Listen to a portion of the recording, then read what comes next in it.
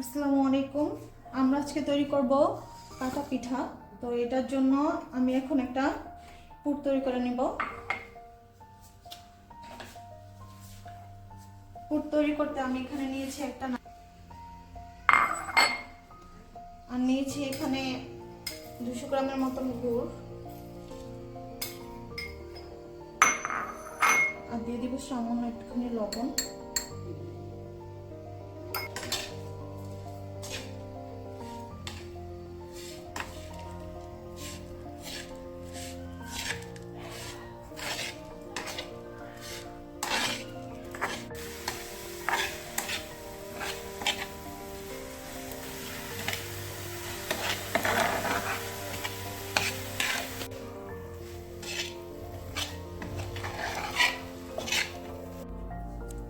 আমরা এখন চলে যাচ্ছি পিঠাটা বানাতে। তো পিঠার জন্য আমি আগে থাকতে একটা ডো তৈরি করে নিয়েছিলাম চালের গুঁড়ি দিয়ে। এখন পিঠাটা বানাবো।